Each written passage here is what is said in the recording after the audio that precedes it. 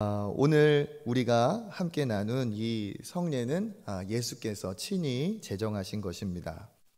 구약 시대에는 그 제사 제도가 있었고 여러 가지 절기들이 있었죠. 근데 그 제사 제도와 절기는 모두가 다 누구를 향하고 누구를 예표하고 있습니까?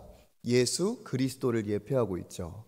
그렇기 때문에 예수님이 이 땅에 실제 오셔서 십자가에서 구원의 사역을 다 성취하신 후에, 즉 모든 구약의 예언들이 다 이루어지고 예수께서 우리를 위한 구원의 사역을 십자가에서 다 완결하신 후에 많은, 그리고 대부분의 제사 제도와 그러한 규례들이 이제 성취가 되었기 때문에 폐기가 되었습니다. 그리고 신약의 시대에는 또 예수님이 새롭게 제정하신 그러한 것들이 있죠. 그래서 우리가 대표적인 게 주일, 부활의 날 예배를 드리는 것이고, 그 중에서 많은 구약의 그 규례들이 있었음에도 불구하고 그 규례들이 이렇게 간소화되고 정말 필요한 것으로 딱 압축이 되었습니다. 그 압축된 것이 무엇이냐? 바로 성례, 우리가 지금 행한 이 성찬식입니다. 이것에 대해서 오늘 조금 말씀을 드리고, 또 이 특별히 성찬식이 어떤 의미가 있는지 신앙적으로 우리가 함께 봐야 될 것 같습니다. 우리가 이 딱 격식에 짜여 있는 이런 행위만 우리가 딱 하다 보면 그 종교성에 젖고, 또 그러한 것 자체가 우리에게 그냥 형식적인 신앙이 될 가능성이 있습니다. 어떤 의미가 있고 무슨 뜻이 있길래 이와 같은 것을 예수께서도 행하시고 행하라 하셨는지, 그 의미를 알 때 우리에게 더 큰 은혜가 있을 줄 믿습니다. 우리가 또 자주 행할 수 없는 상황이기 때문에 이 성찬의 의미를 이때라도 우리가 잘 돌아보는 것이 중요할 것 같습니다.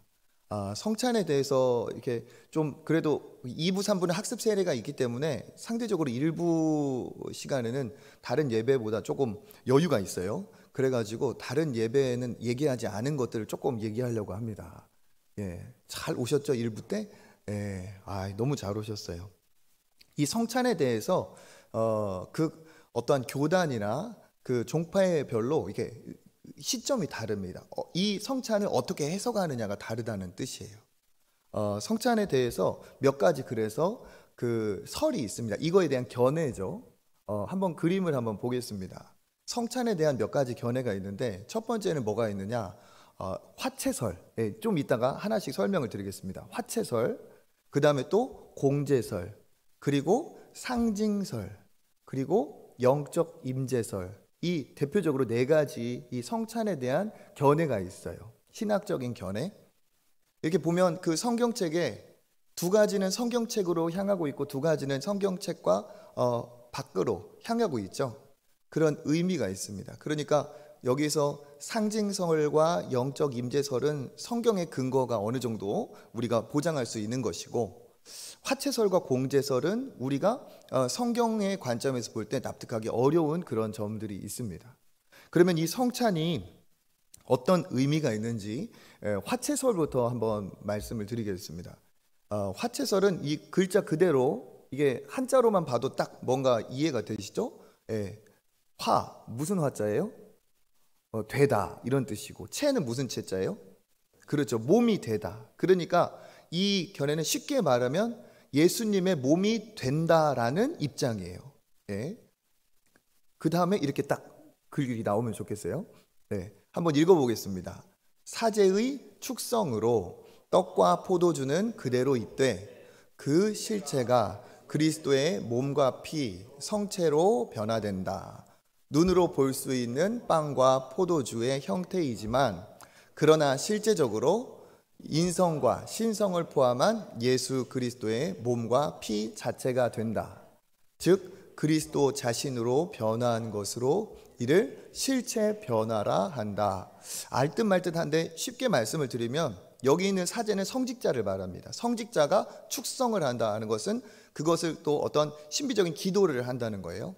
그렇게 감사의 어떠한 신비적인 의미가 담겨있는 기도를 행함으로써 우리가 지금 대한 이 떡과 포도주가 그대로 있는 것이 아니고, 이게 진짜 그 과정을 통해서 과거에 죽으셨던 예수님의 피와 살이 된다라는 입장이에요. 그러니까 눈으로는 지금 빵의 형태, 포도주의 형태이지만 이것은 본질적으로 실체가 인성과 신성을 가지신 예수님이다. 그런 식으로 지금 생각을 하는 분들이 계세요. 그래서 이거는 그리스도 자신이다. 요것이 여기 있는 이게 그것을 실체 변화라고 한다. 이거는 참고로 우리 성경적인 우리 개혁신앙에 근거해야 한다면 이건 사실 맞지가 않습니다. 그러면 이러한 교리, 이러한 주장을 하는 곳이 어디냐 하면 보세요. 딱 봐도 어디인 것 같으세요? 그렇죠. 카톨릭 천주교입니다. 천주교가 이러한 교리를 갖고 있어요. 그래서 신부 그 사제가 여기 있는 것처럼 기도를 이렇게 손을 뻗치고 막 이렇게 하잖아요. 무슨 어떤 신비한 기운이 나오는 것처럼, 무슨 신비적인 그런 역사가 일어나는 것처럼 이렇게 포도주에 대고 빵에 대고 기도를 하는 순간에 이 빵은 진짜 그리스도의 몸이 되고 이 포도주는 진짜 예수님의 피가 된다. 그래서 저도 좀 찾아봤어요. 영상이나 이런 걸 제가 직접 가서 볼 수 없기 때문에. 했더니 실제로 그렇게 하고 그렇게 변화가 된 것은 진짜 예수님의 몸이고 예수님의 살이기 때문에 거기에다가 저를 이렇게 격려를 해요. 다 같이. 뭡니까? 몸이 이게 진짜 예수님의 몸이라는 그들의 믿음이죠. 또 넘겨보겠습니다. 그래서 지금 그 일을 하고 있는 거죠. 이렇게 교황입니다. 그 전병 큰 걸 가지고 이렇게 들어서 말했던 것처럼 축성을 할 때 이게 예수님의 몸이 된다는 거죠. 또 그리고 이 잔에다가 대고 기도를 할 때 이게 진짜 예수님의 피가 된다는 그들의 입장입니다. 그러니까 이 견해에 따르면 어떨까요? 이렇게 할 수 있는 특별한 권위, 권세가 어디에서 출발을 하느냐? 종교개혁을 앞두고 그 기념주일에 제가 말씀드렸던 것처럼 베드로가 누구냐? 예수님의 대리자, 천국 열쇠를 받은 그의 위에 교회를 세웠다는 그들의 주장에 따라서 이 베드로는 예수님의 그 신적 권위를 갖고 있고 그 권위가 교황을 따라 다 그들에게 있기 때문에 그 사제가 이렇게 할 때 이게 진짜 예수님의 몸이 되고 뭐가 된다? 살이 된다, 피가 된다, 이런 거예요. 그래서 이 중세시대부터 계속 이렇게 전해져 오고 있고 지금도 이와 같은 그들의 교리가 있습니다. 넘겨보겠습니다. 이 견해에 따르면 성직자가 베드로의 후계자가 되고 그리스도의 대리자라는 주장이기 때문에 빵과 포도주를 진짜 그리스도의 몸과 피로 바꾸는 신적인 권위를 그들이 갖고 있다고 그들은 믿습니다. 그래서 실제로 이것이 그리스도의 살과 피라고 하여서 그것에 경배를 해요. 그리고 나서 나누더라고요.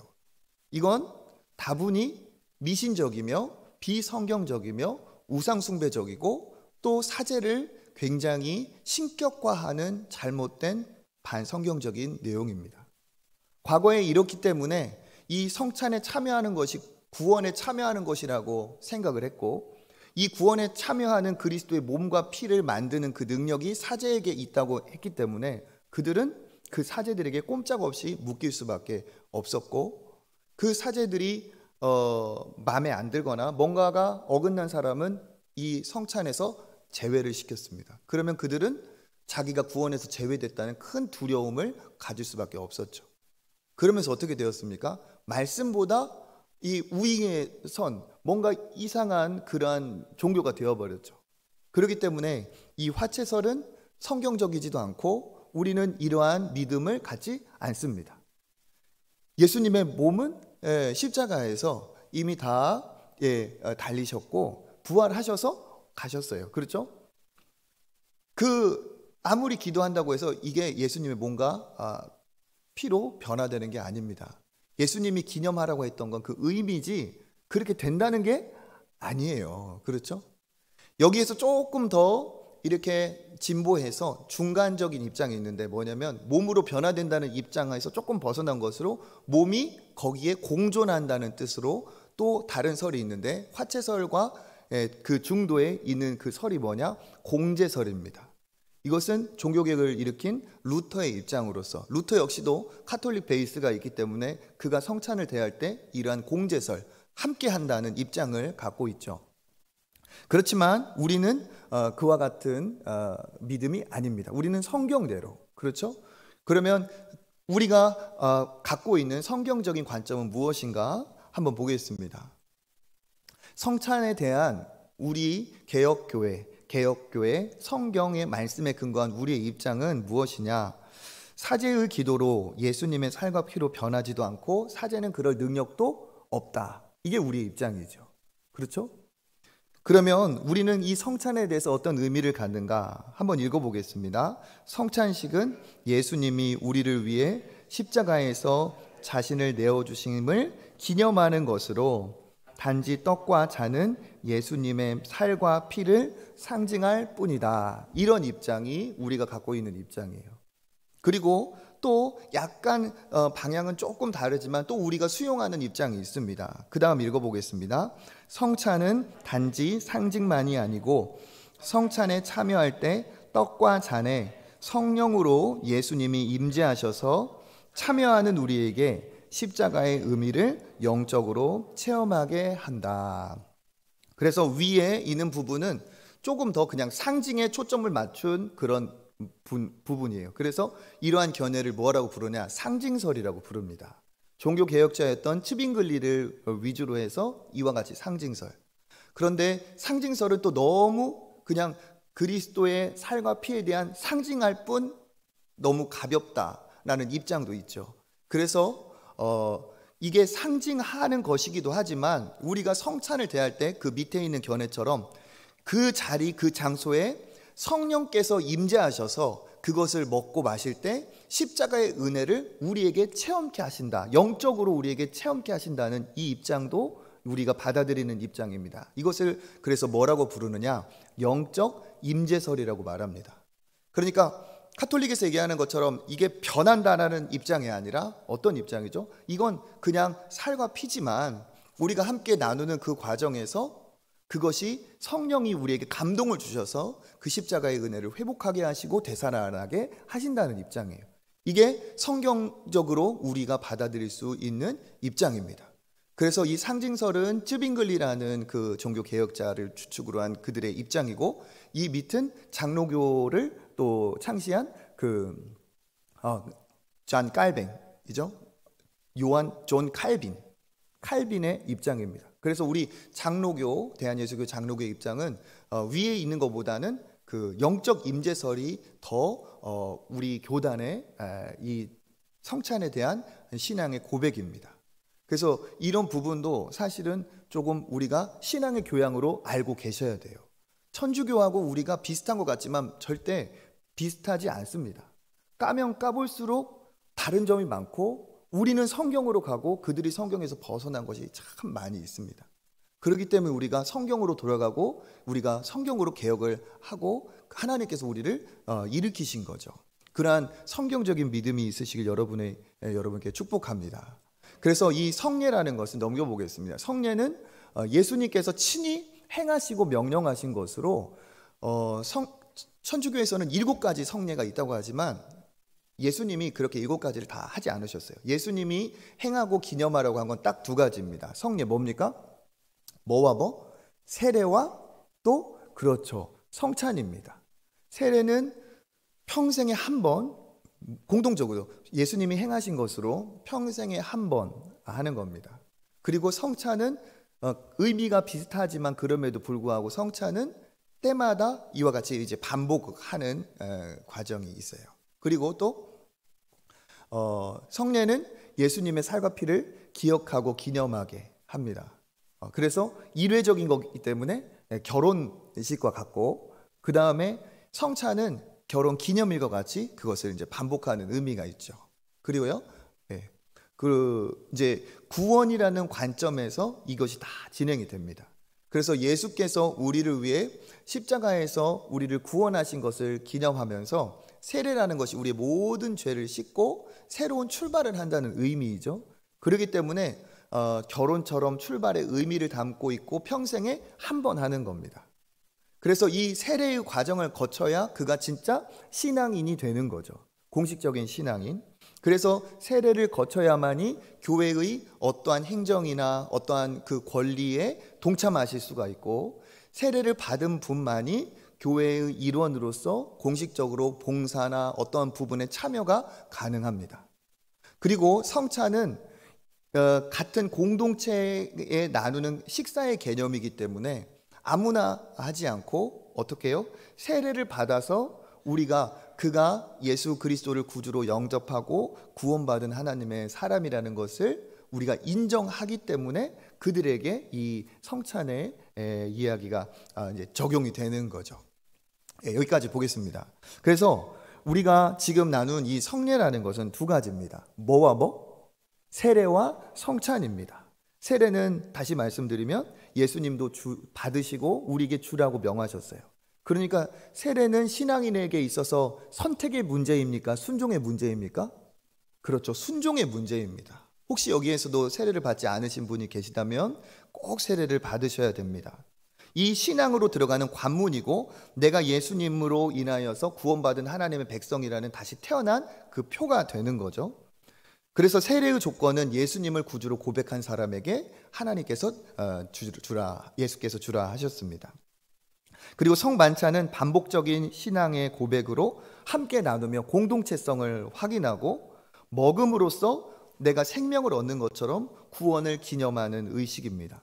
그래서 예수님이 떡과 잔을 말씀하셨는데 이 떡과 잔은 뭐죠? 예수님의 살과 피를 상징하는 것으로 그 살과 피를 다 십자가에서 찢기시고 내어주시면서 우리를 구원하신 것을 다시 한번 기억하게 합니다. 그래서 성찬은 조건이 있죠. 세례는 예수님을 구주로 고백한 사람이 세례를 받는 것이고 성찬은 세례를 받은 사람, 거듭남이 확증이 된 사람이 세례를 받습니다. 그래서 세례로 신앙이 시작하고 성찬으로 반복이 된다고 말할 수가 있습니다. 그래서 오늘 특별히 이 성찬을 나누었기 때문에 성찬에 대해서 말씀을 드리겠습니다. 누가복음 22장 14절부터 14절, 15절, 19절 우리 화면을 보고 같이 한번 읽어보겠습니다. 때가 이름에 예수께서 사도들과 함께 앉으사 이르시되 내가 고난을 받기 전에 너희와 함께 이 유월절 먹기를 원하고 원하였노라. 또 떡을 19절 또 떡을 가져 감사기도 하시고 떼어 이르시되 그것은 너희를 위하여 주는 내 몸이라 하시고 아멘. 화면 만들었는데 예. 그래서 여기서 보시면 유월절 먹기를 어떻게 하셨다고요? 원하고 원하셨다라고 하고 있어요. 원하고 원하셨다. 그리고 이것을 행하여 나를 기념하라 하셨습니다. 그래서 성찬은 다시 말씀드리면 이게 어떠한 그냥 사람이 인위적으로 만든 게 아니고 어떤 것이라는 거죠? 예수께서 행하시고 예수께서 직접 우리에게 하라고 명하신 겁니다. 그러면 왜 예수님께서 이 성찬을 우리에게 베풀라고 하셨느냐? 과거, 현재, 미래 다 의미가 있어요. 성찬이 갖고 있는 과거의 의미, 그것은 무엇이냐 하면 예수님이 넘겨주세요. 예수님이 하신 일을 기억하게 하기 위함입니다. 넘겨주세요. 예수님이 우리를 위해 하신 일, 그러니까 이 성찬이 갖고 있는 과거적 의미는 뭐냐? 예수님이 과거에 우리를 통해 하신 일을 기억하게 하시려고 성찬을 베풀라 하셨습니다. 그림을 한번 보겠습니다. 그림을 보면 지금 어떤 그림이죠? 예, 그렇죠. 구조대원이 가가지고 지금 이게 밑으로 아마 내려가는 장면일 거예요. 왜 그럴까요? 누군가가 그 밑에는 그렇죠. 위기 상황에 어려움 중에 있는 거죠. 그 사람이 혼자 빠져나올 수 있다면 구조대원이 내려갈 리가 없습니다. 그런데 어떻습니까? 지금 구조대원이 가는 것은 도움이 필요하기 때문에 스스로 능력이 안 되기 때문에 도와주러 가는 거예요. 이와 마찬가지로 우리가 어떤 상황에 있었느냐? 우리가 우리의 스스로, 우리 노력으로 스스로를 구원할 수 없는 상태에 있었습니다. 그게 뭐죠? 죄와 사망이고 지옥의 심판이에요. 우리가 스스로 이것을 감당할 수 없었기 때문에 어떻게 하셨어요? 예수께서 이렇게 구조대원을 보내주신 것처럼 예수님을 하나님께서 그 능력이 있는 분을, 자격이 있는 분을 보내주셨다는 거죠. 그분이 바로 누구십니까? 예수님이세요. 그래서 이 성찬의 의미는 뭐냐? 우리가 생명을 얻었다는 뜻인데 그 과거를 기억하게 하는 거예요. 어떤 과거입니까? 우리를 위해 구원자가 오셨다는 거죠. 성경 구절을 읽어보겠습니다. 빌립보서 2장 6절 7절입니다. 시작. 그는 근본 하나님의 본체시나 하나님과 동등됨을 취할 것으로 여기지 아니하시고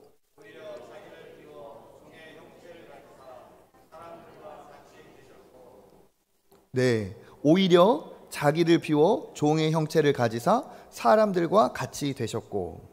네, 죄송합니다. 여기 있는 것처럼 그 예수님은 하나님의 본체이시기 때문에 그분 자신이 하나님이시죠. 그렇죠? 그걸 우리가 뭐라고 말합니까?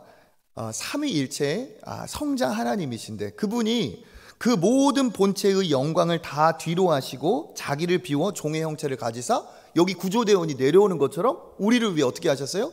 오셨어요. 그러면 왜 오셨는가? 요한복음 15장 13절 읽어보겠습니다. 사람이 친구를 위하여 자기 목숨을 버리면 이보다 더 큰 사랑이 없나니. 아멘. 자기 목숨을 버리면, 이게 예수님이 하신 말씀이죠. 예수께서 우리를 위해서 목숨을 버리시고 그 목숨을 버린 이유가 뭐라는 것입니까? 그렇죠. 목숨보다 사랑한 큰 사랑으로 너희를 사랑했기 때문에 그렇다. 아버지께서도 그렇습니다. 요한일서 4장 10절입니다. 하나님이 우리를 사랑하사 우리 죄를 속하기 위하여 화목제물로 그 아들을 보내셨습니다. 아멘. 우리를 화목제물로 아들을 보내셨습니다. 그리고 거기 말씀하신 것처럼 아들도 큰 사랑으로 오셨고 그리고 아버지도 큰 사랑으로 우리를 보내주셨어요. 그래서 어떤 일을 벌이셨습니까? 히브리서 9장 12절 읽어보겠습니다. 염소와 송아지의 피로 하지 아니하시고 오직 자기의 피로 영원한 속죄를 이루사 단번에 성소에 들어가셨느니라. 아멘. 과거에는 여기 있는 것처럼 염소, 송아지 이와 같은 제물로 죄를 해결했어요. 그런데 어떻게 하셨습니까? 예수님이 이제 그 제물의 완성, 모든 제사의 완성되신 그 예수께서 자기 자신을 제물로 내어주시기 위해 이 땅에 오셨죠.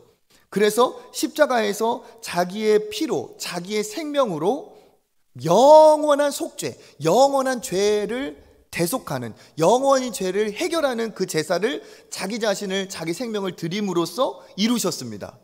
그 예수님은 능력의 주님이시고 하나님의 아들이시기 때문에 그가 단번에 딱 한 번 그가 제사를 드림으로 모든 사람의 죄를 해결할 만큼의 그 이상의 값어치가 하나님께 드려졌습니다. 그러니까 이 성찬이 갖고 있는 과거의 의미는 무엇이냐? 우리가 예수님의 살과 피, 그의 생명 주심을 기념하는 것은 절대로 잊어서는 안 될 스토리가 있다는 사실이에요. 무슨 스토리입니까? 나를 생명처럼 사랑하셔서 나를 살리시려고 자기의 생명을 주셨다. 그것이 우리의 구원의 이유가 되고 우리가 하나님 앞에 죄 용서받는 근거가 된다는 겁니다. 그래서 예수님의 살과 피를 이 성찬을 통해서 기억하고 나를 향한 사랑, 나를 향한 그 희생, 나를 향한 그 오심을 기억하는 거죠. 그래서 읽어보겠습니다. 그 다음 읽어보겠습니다. 과거에 나를 위해 행하신 사랑을 기억하게 합니다. 그의 자기의 비움, 그의 오심, 그의 사랑, 그의 희생, 그의 피, 그의 살, 그가 우리를 위해서 내어주신 대가를 이 성찬을 통해서 어떻게 해요? 다시 기억하게 하는 거예요. 그리고 이 기억의 의미가 있다면 이 과거로 끝나지 않습니다. 그러면 그것이 오늘에는 어떤 의미가 있나? 다음을 넘겨보겠습니다. 과거의 그 일이지만 오늘 지금 여기에 사는 나에게 무슨 의미가 있나? 넘겨주세요. 내가 어떻게 생명을 얻었는지를 체험하게 합니다. 여기 있는 것처럼 살과 피를 상징하는 떡과 포도주를 대하면서 어떻게 됩니까? 우리가 그것을 먹죠. 우리 안에 생명을 유지하기 위해서 음식을 먹듯이 그걸 먹습니다. 먹음으로써 어떻게 됩니까? 우리가 생명을 얻죠. 그와 같이 우리 요한복음 1장 12절 읽어보겠습니다. 영접하는 자, 곧 그 이름을 믿는 자들에게는 하나님의 자녀가 되는 권세를 주셨으니. 믿는 자는 하나님의 자녀가 된다고 했어요. 그런데 그 믿는 자가 어떤 사람이에요? 영접하는 자, 영접하는 자. 영접하다는 것은 어떤 뜻입니까? 모시어, 귀하게 모셔드린다는 거예요. 그러니까 이것도 내 안으로 어떻게 해요? 받아들인다는 뜻이죠. 그러니까 우리가 먹는 그 행위가 이 받아들임이라는 거예요. 이 받아들임이 믿음이고, 이 예수 그리스도를 나의 구원자로 받아들임이 곧 나에게 무엇입니까? 구원, 하나님의 자녀가 되는 권세를 준다는 뜻입니다. 그래서 그 먹는다는 뜻이 또 나에게 무슨 의미가 있냐? 요한복음 6장 56절 읽어보겠습니다. 내 살을 먹고 내 피를 마시는 자는 내 안에 거하고 나도 그의 안에 거하나니. 아멘. 내 살을 먹고 내 피를 마시는 자는 어떤 사람이라고요? 그가 내 안에 거하고 나도 그 안에 거한다. 즉 뗄래야 뗄 수 없는 하나가 된다는 뜻이에요. 그러니까 성찬을 통해 예수님의 살과 피를 기념하며 먹은 그 사람은 그 먹은 음식이 나의 것이 되고 내 몸이 되는 것처럼, 예수님의 그 살과 피를 기념하는 떡과 피를 먹음으로써 무엇을 경험하는 것이냐? 예수님과 나는 뗄래야 뗄 수 없는 하나가 되었다라는 것을 기억을 하는 거죠. 그러면 예수님이 나와 하나가 되었기 때문에 예수님의 죽음이 곧 누구의 죽음입니까? 나의 죽음이 되는 것이고, 예수님의 생명, 예수님의 부활이 누구의 생명이 되는 거예요? 곧 나의 부활, 나의 생명이 되는 거죠. 그것을 어떻게 하는 거예요? 먹음으로써. 그래서 그 다음 절 57절 한번 읽어보겠습니다. 내가 아버지로 말미암아 사는 것 같이 나를 먹는 그 사람도 나로 말미암아 살리라. 아멘. 그러니까 음식을 먹어서 사는 것처럼 똑같은 거예요. 나를 먹는 그 사람은 나로 말미암아 살리라.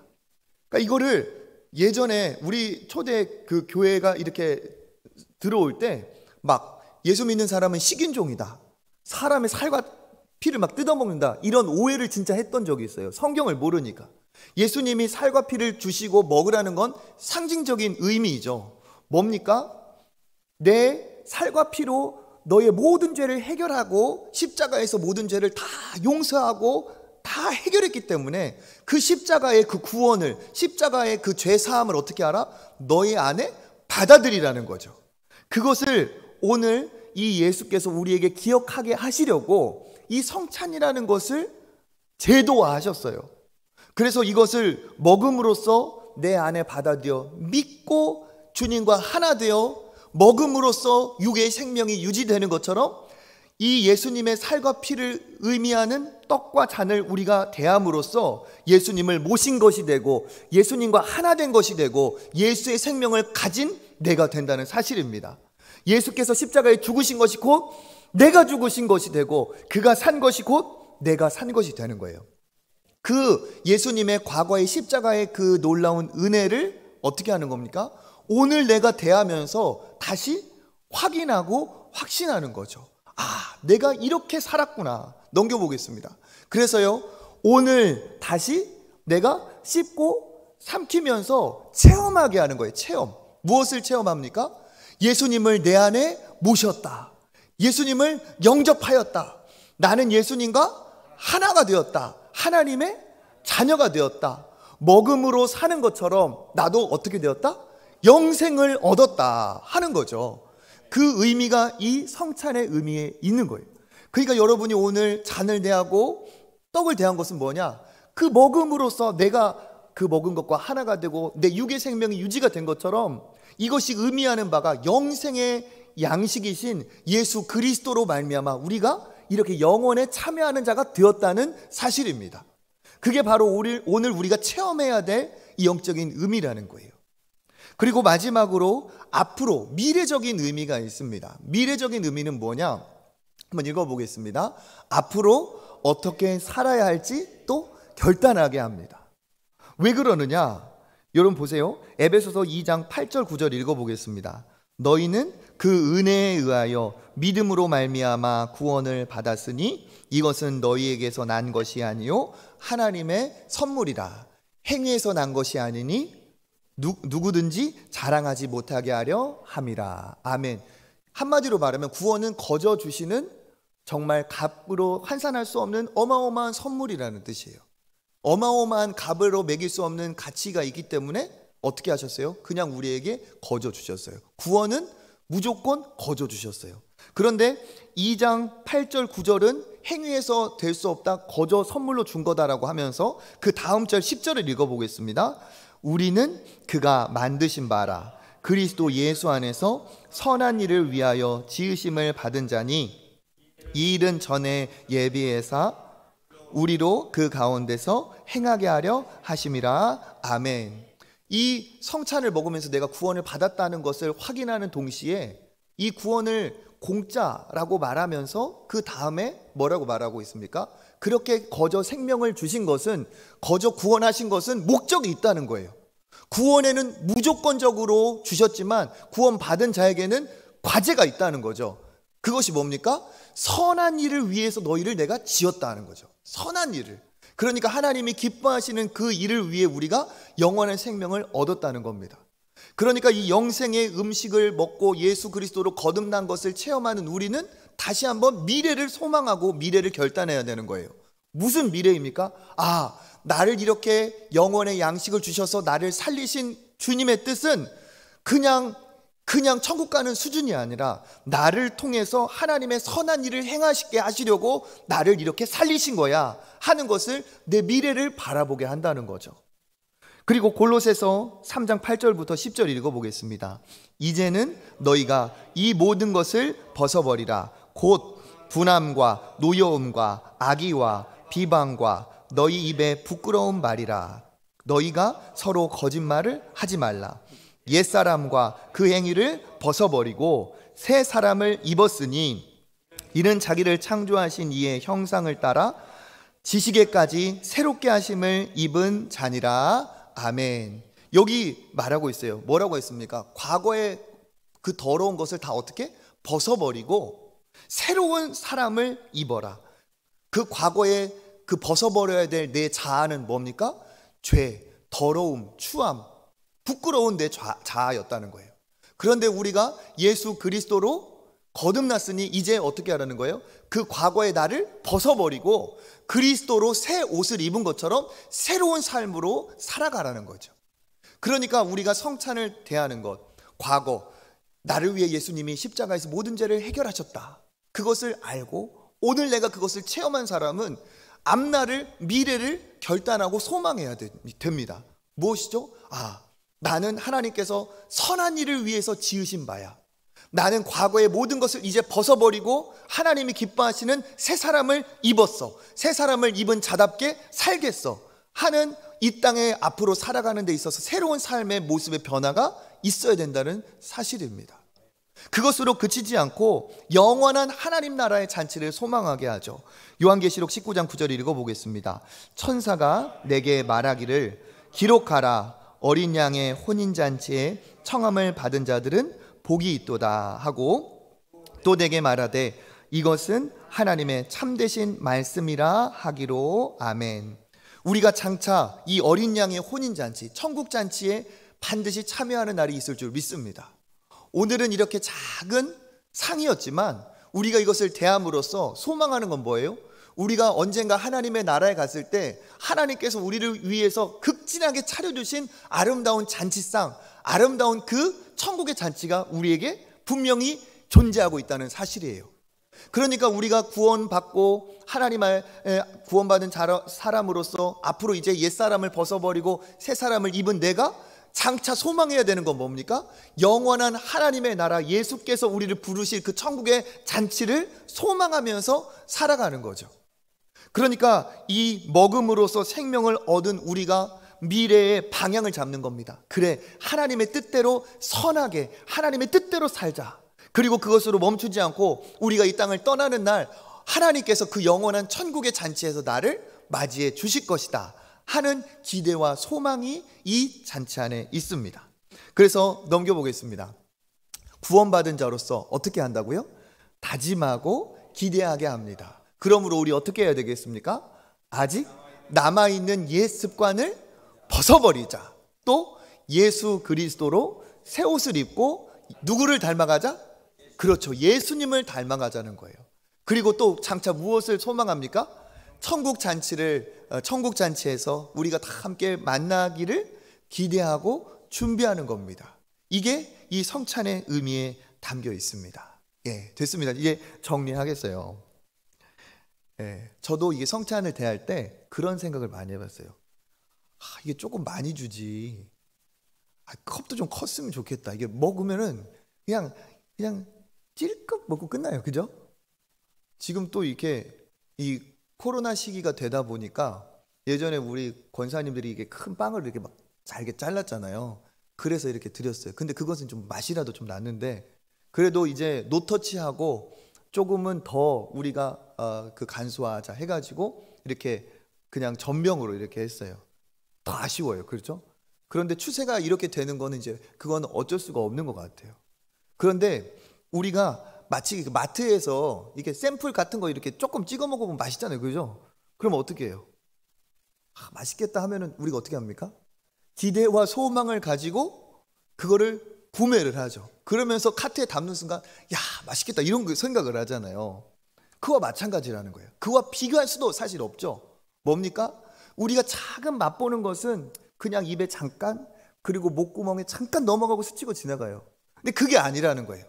이거는 마치 작은 샘플 중에 정말 미약한 천국의 잔치를 생각하면 이건 너무너무 작은 거예요. 그런데 하나님이 우리에게 이것을 통해서 기억하라는 거예요. 그러니까 어마어마한 너희를 위한 천국의 잔치가 있으니까 너희가 이렇게 영원한 생명을 얻었다는 것을 기억하고 앞으로 그때를 다짐하고 사모하면서 살아가라는 거예요. 어떻게 살아가라? 너희는 하나님의 자녀다. 너희는 내 아들이다. 너는 내 딸이다. 내가 너와 함께 하겠다. 내가 너를 도와주겠다. 너는 구원받은 나의 소중한 자녀이다. 우리가 이것을 대하면서 잊어버리지 말라는 거예요. 하나님의 자녀로서의 정체성을 가지고 이렇게 영혼의 양식을 대한 사람으로서 확신하고 그렇게 살아가라는 뜻입니다. 그러면 어떻게 되느냐? 하나님께서 우리에게 정말 이 땅에 사는 동안 그 십자가가 과거의 이야기가 아니라 오늘 나에게 의미가 되고 앞으로도 나에게 힘이 되고 소망이 되게 하여 주실 줄 믿습니다.